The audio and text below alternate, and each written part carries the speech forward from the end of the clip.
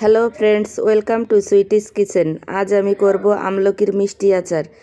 তার আগে বলে নেই, আমার চ্যানেলে যারা নতুন আছো চ্যানেলটা অবশ্যই সাবস্ক্রাইব করে দিও আর বেল আইকন বাটনটি দাবিয়ে রেখো, তাহলে নতুন নতুন রেসিপি সবার প্রথমে দেখতে পাবে। চলো তবে শুরু করা যাক। আমি আমলকিগুলো ভালোভাবে ধুয়ে সিদ্ধ করে নেব। আমি জল দিয়ে বসিয়ে দিয়েছি। আমলকিটা সিদ্ধ হতে বেশিটা সময় লাগে না। আমি এটা ঢেকে দিয়ে জাল করব। তার মাঝে আমি মশলাটা রেডি করে নিচ্ছি। আমি 1 চামচ গোটা ধনে দিয়ে দিয়েছি, আর দিয়ে দিলাম কয়েক কোয়া রসুন, আর 4টে ভাজা শুকনো লঙ্কা, আর দিলাম এইটুকু গরম মশলা, আর দিব 1 চামচ পাঁচফোড়ন। এটা আমি ভালো করে গ্রাইন্ড করে রাখবো। এবার আমি আসছি আমলকির কাছে। আমলকিগুলো আমার সিদ্ধ হয়ে গেছে, তোমাদের দেখিয়ে দিচ্ছি। আমি একটা চাকু দিয়ে দেখিয়ে দেই। দেখো, আমলকিটা সিদ্ধ হয়ে গেছে। আমি এবার এটা জল ছেঁকে নেব, তাতে আমলকির কষটা বেরিয়ে যাবে। এবার একটা ডাল ঘুটনি দিয়ে আমি এটা ভালো করে থেতো করে নেব।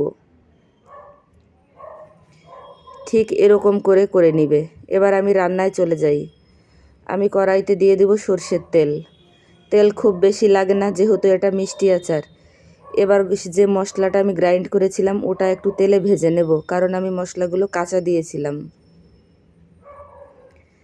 একটু ভাজা হয়ে গেলে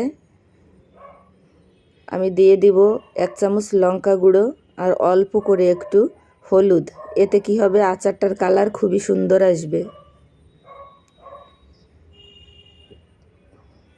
আর দিলাম স্বাদ মতো লবণ।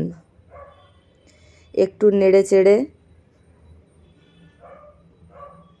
আমি এখন আমলকিটা দিয়ে দিব।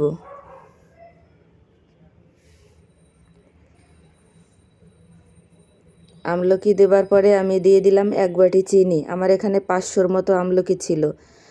তবে ঝাল, লবণ, চিনি তোমাদের স্বাদ মতো দিবে। নামানোর আগে টেস্ট করে নিবে, দেখবে কতটা কি কম বেশি হয়, সেটা তোমাদের টেস্ট অনুযায়ী দিয়ে দিবে। সবাই একরকম ঝাল লবণ খায় না। এবার এটা ভালো করে মিডিয়াম আঁচে বা লো ফ্লেম করে এটা জাল করতে হবে অনেক সময়, আর মাঝে নেড়ে রাখতে হবে যাতে নিচে লেগে না যায়। পুরো জলটা শুকিয়ে নিতে হবে।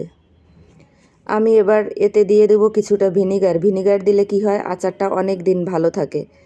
আর আমার ভিডিওটা কেমন লাগে অবশ্যই একটু লাইক কমেন্ট করে জানিও। এবার আমি ভিনিগারের জল আর আচারের জলটা পুরোভাবে শুকিয়ে নেব। দেখো, আমার আচারের কালারটা চেঞ্জ হয়ে এসছে। আচারটা আমার সম্পূর্ণভাবে রেডি হয়ে গেছে। এবার এটা নামিয়ে আমি ঠান্ডা করে পরে ডাব্বা ভরে রেখে দেব।